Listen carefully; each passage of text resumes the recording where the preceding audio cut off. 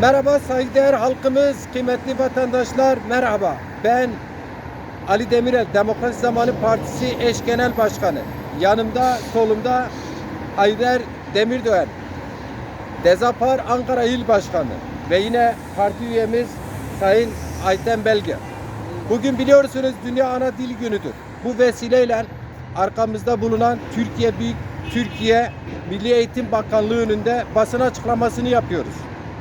Evet, Türkiye Cumhuriyeti Devleti Milli Eğitim Bakanlığı'na Demokrasi Zamanı Partisi Dezapar Parti Meclisi 20 Mayıs 2024 tarihli kararı doğrultusunda Milli Eğitim Bakanlığı müfredatında Zazacan'ın Kürtçenin lehçesi olarak tanımlanmasına ilişkin ibarenin düzeltilmesi ve Zazacan'ın müstakil bağımsız bir dil olarak değerlendirmesine yönelik ülke genelinde imza kampanyası başlatılmıştır.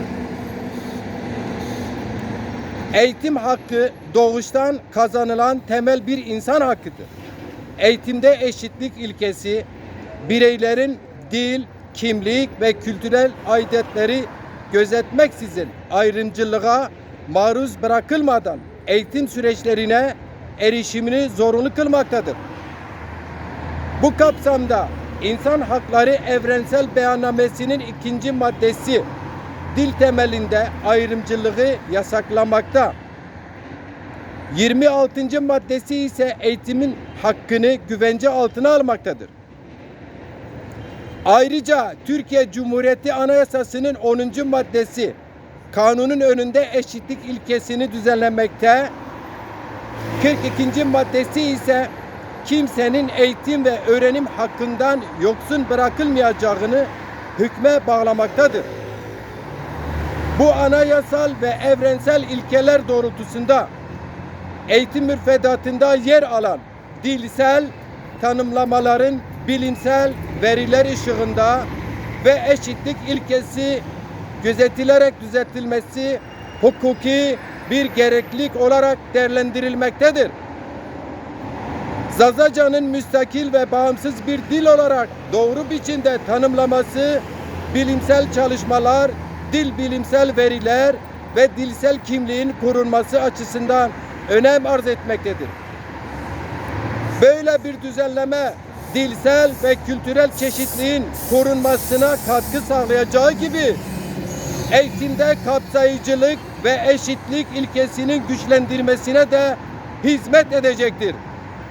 Söz konusu imza kampanyası başta Ankara olmak üzere Antalya, Mersin, İzmir, İstanbul, Tekirdağ yürütülmüş çok sayıda vatandaşımızın imzası toplanmıştır.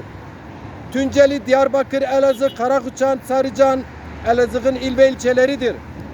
Toplanan imzaların 21 Şubat Dünya Ana Dil Günü vesilesiyle bakanlığınıza resmi olarak teslim edilmesi, teslim işleminin tutanak altına alınarak kurumsal kayda geçirilmesi ve talebimizin değerlendirmek üzere ilgili birimlere iletilmesi amaçlamaktadır. Aynı amaçla Türkiye Radyo Televizyon Üst Kurulu, Radyo Televizyon Üst Kurulu kurumu bünyesinde Zazaca dilinde 24 saat yayın yapacak bir TV Zazaki kanalın hayata geçirilmesine yönelik toplumsal talebin ilgili kurumlara iletilmesi amacıyla ülke genelinde bir imza kampanyası başlatılmıştır. Türkiye Cumhuriyeti Anayasası'nın 2. ve 5. maddelerinde yer alan demokratik hukuk devleti ilkesi ile temel hak ve özgürlüklerin geliştirmesine ilişkin hükümler, kamu hizmeti niteliğindeki yayın faaliyetlerinde çoğulculuğun, kültürel çeşitliliğin ve toplumsal kapsayıcılığın gözetilmesini gerektiğini hükmetmektedir.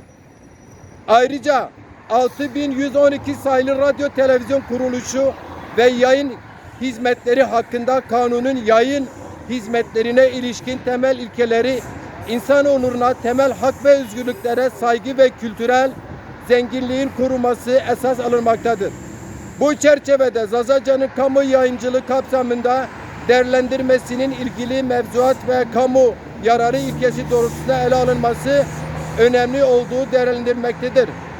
Bu amaçla Demokrasi Zamanı Partisi halkımızın milyonlarca halkımızın talebi olan ana dilde eğitim hakkı, Milli Eğitim Müfredatı'nda ibarenin düzeltilmesi ve 24 saat yayın yapacak bir TV kanalın TRT sayesindeki talebimiz devam ediyor.